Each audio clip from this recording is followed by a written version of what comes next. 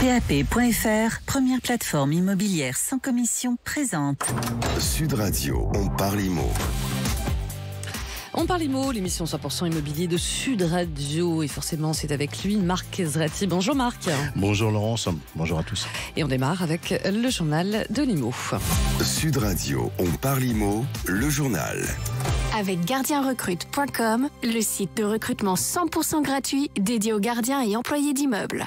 Et on commence avec des tarifs de déménagement qui explosent, Marc. Et oui, les tarifs des déménageurs sont actuellement 20 à 30% plus chers que l'année dernière, en cause la guerre en Ukraine, mais également la crise sanitaire. Donc, par exemple, les cartons sont vendus aujourd'hui 2 € au lieu de 1,20 € il y a donc un an. Les papiers bulles, les housses de matelas ont aussi augmenté de 30%. Et la Chambre syndicale des déménageurs estime même que l'augmentation des carburants et la hausse du SMIC viendront alourdir la note cette année. Oui, puis ça ne va pas forcément s'arranger. Alors on poursuit aussi avec une agence immobilière marseillaise qui s'engage pour la cause animale. Et c'est une agence immobilière marseillaise qui fait poser des animaux à adopter sur les photos de certains biens proposés à la vente. Afin de sensibiliser les gens à la cause animale. Une initiative prise en partenariat avec une association de protection des animaux qui a recueilli l'année dernière pas moins de 270 chiens et chats abandonnés dans les rues de Marseille. Et on finit ce journal avec l'annonce que vous avez sélectionnée. Et là, c'est chez notre partenaire Gardien Recrute. Et cette semaine, c'est une copropriété de 21 lots située à Paris dans le 8e arrondissement qui recherche un gardien ou une gardienne d'immeuble qui aura pour mission l'entretien des parties communes ou encore d'assurer la distribution du courrier auprès des résidents. Pour ce poste en CDI, le salaire est de 1 220 € par mois. Un logement de 32 mètres carrés est également prévu. Vous retrouverez comme d'habitude cette offre chez gardienrecrute.com. Allez, merci pour toutes ces infos. Et tout de suite, bien sûr, on retrouve l'instant Réno avec Céline Chahi. Bonjour Céline Chahi, rédactrice en chef à Maison et Travaux. Bonjour Marc, bonjour à tous. Aujourd'hui, je vous propose de nous intéresser aux énergies renouvelables. Gratuites et inépuisables, elles permettent de préserver la planète tout en permettant de réaliser des économies d'énergie. Katia Léal, bonjour. Bonjour Céline. Vous êtes responsable communication de Mon Expert Rénovation Énergie. Alors Katia, quelles énergies renouvelables peut-on facilement intégrer à un projet de rénovation énergétique ? Eh bien, c'est vrai que dans Instant Réno, on vous présente toutes les solutions pour mieux maîtriser votre consommation d'énergie. Et il était temps qu'on puisse parler d'énergie directement. Il existe des alternatives, des énergies renouvelables, ces énergies disponibles en permanence, comme le soleil, l'eau et le vent. Elles ne produisent pas, comme vous le disiez, d'émissions polluantes, ce qui permet de lutter contre l'urgence climatique. Et il y a du choix, Céline, avec l'énergie solaire, notamment les panneaux photovoltaïques qui permettent la production de chaleur et d'eau chaude sanitaire en utilisant comme énergie, vous l'aurez compris, le soleil. L'énergie géothermique avec l'installation d'une pompe à chaleur qui puise l'énergie du sol par la terre pour alimenter le réseau de chauffage et d'eau chaude sanitaire. Ici, on utilise la chaleur du sol. Puis pour finir, l'énergie biomasse, c'est toutes les matières organiques végétales ou animales, comme le chauffage au bois avec le poêle à granulés ou encore la chaudière à bûches. Il y a le choix. Alors dehors la chaudière au fioul et on installe pompe à chaleur, chaudière à bois ou encore on fait le choix d'un fournisseur d'une énergie verte. Et sachez que ça tombe bien, ces installations sont éligibles aux aides à la rénovation énergétique. Alors, on rénove. Merci Katia. Marc, avant de se quitter et pour rester dans cette même thématique, je voulais vous présenter une toute nouvelle génération de chauffe-eau thermodynamiques qui affiche une étiquette de classe A. Et alors, c'est pas ça le plus intéressant, c'est que grâce à elle, vous allez pouvoir économiser, écoutez bien, vous allez pouvoir économiser jusqu'à 250 € d'économie sur votre facture annuelle d'électricité. Alors, pour une famille de 5 personnes, avec en prime un fonctionnement très très très silencieux, et ça c'est l'un des atouts de ces nouveaux chauffe-eau 54 dB. Intéressant, non ? Intéressant et très intéressant pour nos finances. Merci à vous Céline Chahi, rédactrice en chef à Maison et Travaux. Merci à vous également Katia Léal, responsable communication de Mon Expert Rénovation Énergie. Merci Marc, et puis on se retrouve dans quelques minutes. On recevra notamment dans le MAG de la semaine Camilla Oudachan, cofondatrice de WeAct, et on parlera notamment des biens sans maître, des biens sans propriétaire. Allez, à tout de suite sur Sud Radio.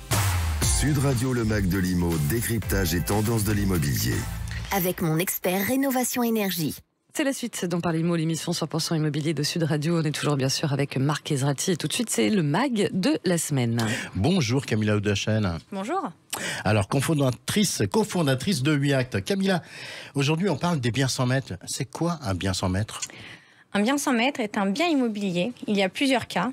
Donc, soit le propriétaire est connu mais a disparu sans laisser d'héritier, ou décédé depuis plus de 30 ans sans héritier ayant accepté la succession. Dans ce cas, aucune formalité n'est à accomplir par le maire pour acquérir le bien pour sa commune. Soit le propriétaire n'est pas connu et les taxes foncières ne sont pas acquittées depuis plus de 3 ans ou le sont par des tiers. On parle alors de biens présumés sans maître avec une procédure plus lourde pour la commune car il faut d'abord rechercher s'il existe des propriétaires. Mais alors, quelle est la différence avec les successions abandonnées ? Est-ce que c'est la même chose ? Les successions abandonnées concernent un patrimoine et pas un bien immobilier en particulier. Elles sont appelées successions en déshérence. C'est une autre procédure et ces successions reviennent à l'État, pas à la commune. Et lorsque des immeubles se trouvent dans une succession que les héritiers refusent, qu'est-ce qui se passe ? Dans ce cas, on a un bien, un propriétaire connu, mais comme les héritiers refusent, la succession est gérée par les domaines. En général, le bien est évalué par les services compétents et vendu par l'intermédiaire du notaire qui a géré la succession. Ce n'est donc pas un bien sans maître. Et en quoi ces biens peuvent poser un problème à la commune ? La présence de ces immeubles sur une commune peut être source de difficultés pour le maire à double titre. Il peut entraîner des nuisances pour le voisinage. Le maire est alors sollicité par ses administrés par des plaintes. L'immeuble peut aussi tomber en ruine ou faire courir un risque pour la sécurité des passants, ce qui relève de la responsabilité du maire. Et d'ailleurs, je rajoute que ça coûte très cher à certains villages. J'ai un exemple dans la Somme où un maire doit débourser, avec des budgets très très très limités, a dû débourser plus de 10 000 € sur le budget de la commune, une commune de 500 habitants, pour sécuriser un de ces biens justement abandonnés. Alors justement, la loi elle a changé en 2004 au sujet des biens sans maître. Quel était l'objectif ? Avant 2004, la loi stipulait que les biens sans maître appartenaient à l'État, au même titre que les successions en déshérence. Mais pour permettre aux maires d'acquérir directement les biens qui sont sur leur commune, une procédure simplifiée a été instaurée pour les biens sans maître. Cela permet de remettre ensuite sur le marché immobilier des biens plus rapidement et on sait à quel point aujourd'hui les communes ont besoin de logements. Alors, si on prend l'exemple d'une maison qui a été signalée au maire de la commune comme étant un bien sans maître, que doit-il faire ? Je vous épargne les détails techniques, mais l'idée est quand même que la commune fasse une enquête pour vérifier qu'il n'y a vraiment pas de propriétaire vivant ou d'héritier. Et ensuite, seulement, la procédure commence. Elle se fait en 2 temps.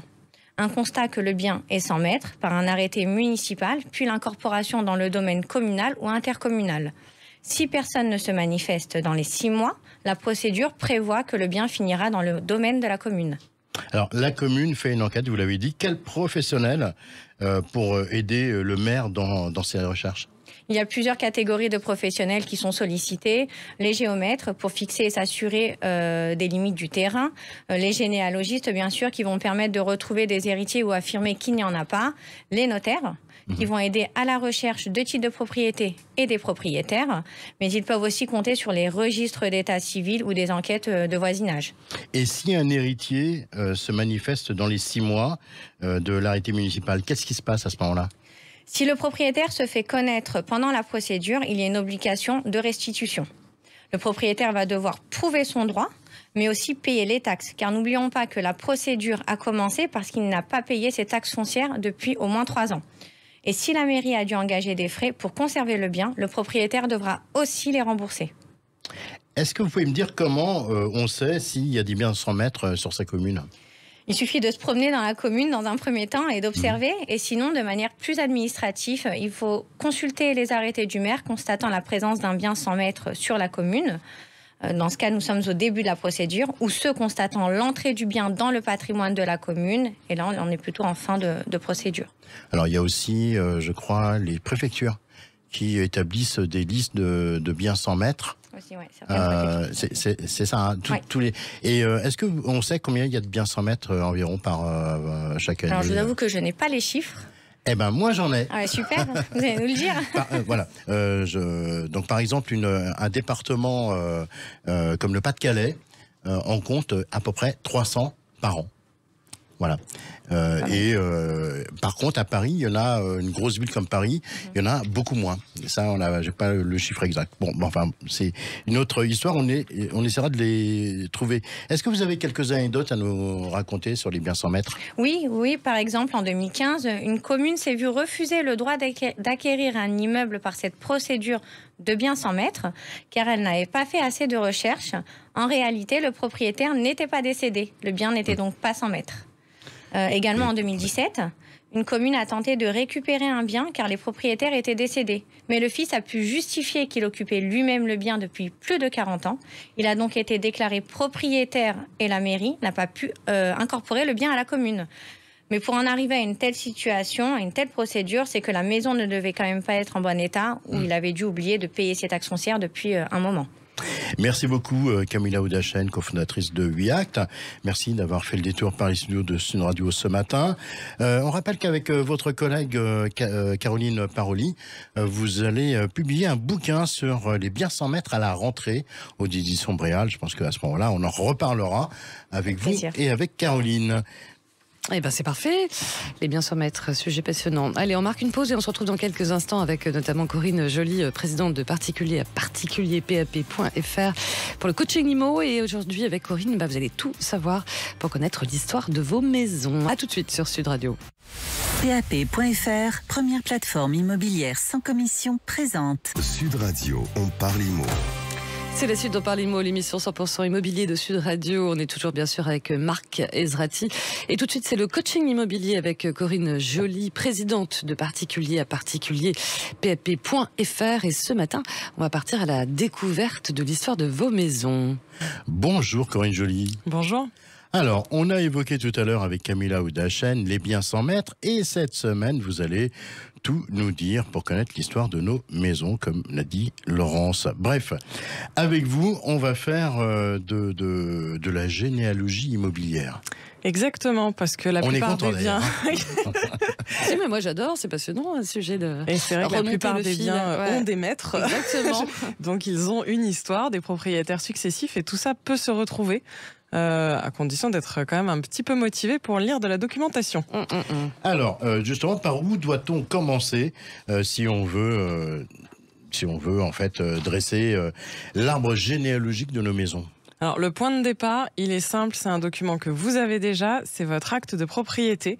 C'est le document avec lequel vous avez dû repartir, d'ailleurs, vous ne l'avez pas le jour de la vente chez le notaire, il vous est transmis après environ 3 mois après, une fois que le notaire a effectué toutes les formalités d'enregistrement. Et c'est un document très important que vous devez absolument conserver, car il vous sera forcément demandé en cas de revente. Mais au-delà de ça, c'est aussi une véritable mine d'informations. Pas de panique quand même si vous l'avez perdu, si vous êtes aussi organisé que moi, par exemple. Voilà, je vous rassure, l'étude notariale le conserve aussi. Sinon, il y a des tonnes de biens dont on n'arriverait pas à faire la généalogie. Et conserve combien de temps d'ailleurs il le conserve 100 ans. Ah ouais, ça va, ça nous laisse un peu de marge. Et que retrouve-t-on justement dans cet acte de propriété ? J'imagine qu'il doit y avoir pas mal d'informations pour qu'il soit si important que ça. Alors, on y retrouve la description complète du bien, les références cadastrales, les éventuelles servitudes. Et surtout, c'est ça le point de départ pour la généalogie, vous allez avoir l'historique des propriétaires. Donc là, vous allez commencer à pouvoir voir qui était là avant vous, puis avant vous, puis avant vous. Et là, ça va vous permettre de remonter un petit peu dans le temps et de connaître l'histoire de votre bien. Donc c'est un outil qui va permettre au propriétaire de remonter le temps de son bien. Exactement. Par exemple, au-delà du nom des propriétaires, vous pouvez voir si la maison elle a été agrandie ou si elle a subi d'importants travaux qui ont fait l'objet d'un permis de construire, une déclaration préalable. Dès qu'il y a eu une déclaration préalable ou un permis, ça va être ajouté à l'acte de propriété. Le titre de propriété mentionnera également les autorisations administratives sollicitées, le certificat de conformité attestant que les travaux ont bien été réalisés conformément au permis, ce qui est quand même rassurant d'ailleurs. Si jamais vous vous retrouvez avec un bien où il y a des choses qui n'ont pas été validées, c'est un petit peu inquiétant. Vous y trouverez même les assurances souscrites, ce qui vous permettra de gagner un temps fou en cas de souci dans votre maison. Je vous conseille d'ailleurs pour tous les travaux que vous ferez dans votre maison de bien garder les devis et les factures des entrepreneurs. N'hésitez pas non plus à prendre des photos avant et après les travaux. Comme ça, vous contribuerez à la généalogie immobilière en fournissant tout ça aux futurs propriétaires. Dites-moi, par exemple, si ma maison date de la Révolution, est-ce que je peux savoir qui est-ce qui habitait ? Voilà, il n'y en a pas énormément. De la Révolution, époque. Des biens qui datent. Oui, quand même. Je pense que votre maison date d'avant. Je dis ça à l'œil, mais bon. Oui, effectivement, vous allez pouvoir savoir, mais là, il va falloir pousser les recherches parce que le titre de propriété qu'on évoquait tout à l'heure, il ne remonte que sur 100 ans. Donc la Révolution, c'est trop loin. Donc là, il va falloir aller chercher, notamment dans les archives départementales. Donc tout le monde a accès à ces archives, elles sont publiques, il suffit juste de vous rendre en mairie et de vous inscrire en présentant votre pièce d'identité. Et puis il y a aussi les cadastres, vous pouvez vous rendre au centre des impôts fonciers pour consulter les cadastres. Vous pourrez apprendre là le nom des propriétaires successifs avec l'usage du bien au gré des époques. Par contre, sachez que vos recherches seront plus ou moins fructueuses parce que d'un service à l'autre, en fait, ils ont une certaine liberté. Et donc, il y en a qui archivent bien et qui gardent tout et qui classent, etc. Et puis, il y en a d'autres où c'est un petit peu moins rigoureux. En tout cas, à vous écouter, il faut être quand même motivé. Il n'y a pas un truc plus simple? Je sens que vous, le côté cadastre et tout ça, ça vous branche pas. Vous n'allez pas aller à la mairie et aux archives, bibliothèques, tout ça, non. Alors oui, il y a un truc un peu plus simple qui a été créé. Si vous voulez faire des recherches sans sortir de chez vous, parce que ça, je sens que c'est votre profil, vous pouvez commencer par le site francearchive.fr. France Archive tout attaché, archive au pluriel.fr. Ça a été mis en place par l'État et ça recense toutes les archives qui ont été numérisées, dont les archives départementales. Alors les informations qu'on peut y consulter, là aussi, elles varient d'un département à l'autre parce que pour certains c'est très complet, ils ont tout numérisé. Il y a le cadastre napoléonien, les plans d'époque, des cartes anciennes et puis là encore, comme ils n'ont pas forcément de contraintes, il y a certaines archives où c'est pas du tout numérisé. Donc c'est un peu la loterie, mais ça peut vous permettre de démarrer sur votre canapé, ce qui est important. Pour marquer les stratégies. Et dans la maison elle-même, on peut faire des découvertes intéressantes? Alors pour gagner du temps, je vous conseille déjà de poser le maximum de questions aux propriétaires à qui vous l'avez acheté. À mon avis, c'est quand même la première chose à faire. Bon, évidemment, ils vous apprendront pas qu'il y a de l'or caché, parce que s'il y en avait, ils l'auraient pris. Je sentais que c'était un peu ça la question sous-jacente. Oui, parce que souvent la généalogie, c'est assez... on recherche un trésor. Bon, il y en a quand même pas souvent. Hein. Voilà. Si vous avez un jardin, n'hésitez pas aussi à examiner les arbres. Il y a beaucoup d'arbres, pour le coup, qui datent de plus de 100 ans. Et ça peut vous aider à remonter le temps, à examiner bien toutes les parties de votre maison. Il y a des indices. Par exemple, si votre façade possède une corniche, eh ben, on est à peu près sûr que la construction remonte au XVIIe siècle. Idem pour les matériaux utilisés dans votre maison. Il y en a qui sont plus riches que d'autres et qui vous donneront une idée du style des propriétaires de l'époque si vous étiez dans une maison bourgeoise, aristocrate, la noblesse. Et les bibliothèques municipales, elles peuvent être intéressantes pour moi? Ah, vous voulez sortir de chez vous finalement? Oui, finalement. Mais c'est pas si loin, c'est juste à côté en fait. C'est ça, vous avez une bibliothèque municipale à côté? Alors effectivement, vous avez raison. Surtout que là aussi, les villes sont libres de communiquer ou non les informations sur Internet. Et les bibliothèques, il y a beaucoup d'informations sur la ville où vous habitez, l'histoire locale. Et on peut trouver, mais là, en effet, il faut de la motivation vraiment. Il va falloir feuilleter pas mal de livres parce que ce sera un peu par hasard que vous pouvez trouver sur une photo d'époque de votre maison parce qu'elle a pu être citée dans un livre. Donc oui, vous avez une chance à la bibliothèque municipale, mais je vous conseille d'attendre la retraite pour faire ça. Merci. Ok, on aura le temps. Alors si je veux résumer ce que vous nous avez dit ce matin, si on veut retrouver l'histoire de sa maison, il faut avoir un minimum de curiosité pour cela, pour fouiller en tout cas dans la paperasse, et ne pas hésiter à faire des recherches. Et francearchive.fr, ça c'est vraiment la sympa pour consulter les archives chez soi. Au pluriel.fr. On en profite aussi pour rappeler à ceux qui nous écoutent qu'ils peuvent bénéficier de conseils en s'inscrivant gratuitement sur le site pap.fr. Tout de suite, c'est le coup de cœur. Sud Radio, on parle IMO. Corinne, où part-on ce matin? Bon, j'ai arrêté de faire des biens en Gironde parce que j'ai senti que vous vouliez du changement.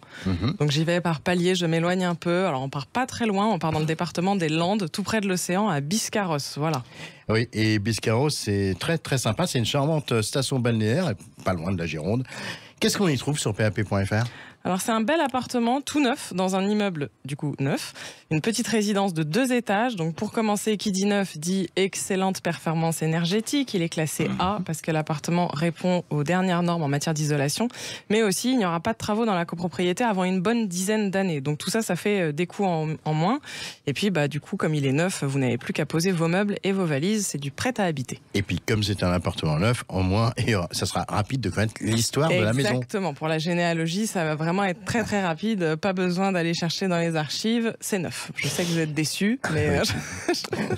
Et il est comment cet appartement ? Alors c'est un appartement de 4 pièces principales, il fait 85 mètres carrés avec 3 chambres, mais sa particularité c'est qu'il dispose aussi de 2 jardins privatifs avec 2 terrasses, donc il y a vraiment pas mal d'extérieur. L'un fait 30 mètres carrés et l'autre 40 mètres carrés, donc on peut aisément y installer une table, des transats pour profiter de l'extérieur. Et dernière question, le prix ? On est à 340 000 €, soit 4 000 € du mètre carré pour un appartement neuf, dans une résidence neuve. Je crois que je l'ai assez dit, peut-être que c'était neuf. Oui, je pense que tout le monde a compris. Dans une station balnéaire connue des Landes. Voilà, c'est un bon plan. Merci Corinne Joly, présidente de Particulier à Particulier, PAP.fr. Et à la semaine prochaine. Les images de ce bien, on les retrouve comme d'habitude sur les réseaux sociaux de Sun Radio dès la fin de l'émission. On peut également contacter le standard de Sun Radio 0826 300 300. Allez, tout de suite, c'est bien sûr le 48 secondes avec Frédéric Fougera. Sud Radio, on parle IMO, les 48 secondes. Avec Techway by Foncia pour vivre dans un environnement sûr et sain. Bonjour Frédéric Fougera, directeur de la communication du groupe Emeria. Frédéric, qu'est-ce qu'un état des lieux d'entrée ou de sortie pour un bien immobilier en location ? Bonjour Marc. Vous allez bientôt louer et vous ne savez pas précisément ce qu'est un état des lieux. Tout d'abord, il est bon de préciser qu'un état des lieux est réalisé pour différents biens, logement, local commercial, garage seul par exemple. Il est établi entre les 2 parties qui ont signé le contrat de location, donc entre le propriétaire ou son représentant, comme une agence immobilière, et le locataire qui prend possession ou qui restitue sa location. Les 2 parties s'accordent pour compléter le plus objectivement possible le formulaire état des lieux en autant d'exemplaires que de parties. Sur ce document figureront un état descriptif détaillé des lieux, le nombre de clés remises ou restituées, ainsi que l'état des consommations d'énergie figurant sur les compteurs. Cet état des lieux est réglementé pour les biens d'habitation et encadré par un décret de mars 2016. Un état des lieux d'entrée mentionne l'état de chaque élément que le locataire devra entretenir, mais également les défauts qui ne pourront pas lui être attribuable lors de son départ. Depuis 2014, la loi permet même de compléter l'état des lieux après la remise des clés, 10 jours après l'état général, pour l'état général du logement, et 1 mois pour le chauffage. Un état des lieux de sortie mentionne les mêmes informations et sert de base de comparaison avec l'état des lieux d'entrée initial pour déterminer si des dégradations ou des défauts d'entretien durant l'occupation seront à la charge du locataire et devront donc lui être imputés sur le dépôt de garantie. Voilà Marc, vous en savez maintenant beaucoup plus sur l'état des lieux et bien évidemment, lors de l'état des lieux de sortie, les différences constatées avec l'état des lieux d'entrée dues à la vétusté du logement et des équipements n'entraînera aucune retenue sur le dépôt de garantie. Merci Frédéric Fougera. Et à la semaine prochaine, on rappelle à ceux qui nous écoutent qu'ils peuvent revoir cette chronique sur la playlist Techway sur la chaîne YouTube de Temeria. Et voilà. Et tout ça avec l'accent, effectivement. YouTube, vous dites YouTube YouTube. Bon, vous savez de quoi on va parler la semaine prochaine ? Ah bah dites-moi tout, ça m'intéresse. On va parler d'audit énergétique et on va parler également de Tiny House. De Tiny House, c'est quoi en fait Je ne sais pas. Hein non, c'est des toutes petites maisons. Corinne Joly, vous êtes avec nous encore. Appuyez voilà, sur le micro, ça sera plus simple. Alors, ça se dit Tiny House ou Tiny House, si vraiment vous voulez faire du français, mais c'est plutôt Tiny House. Tiny House. Je sens que ça vanne bien dans cette bande. Voilà, on se retrouve tous ensemble, bien sûr. On parle IMO, c'est terminé. On se retrouve samedi prochain. À très vite. Sud Radio, on parle IMO. Avec PAP.fr, première plateforme immobilière sans commission.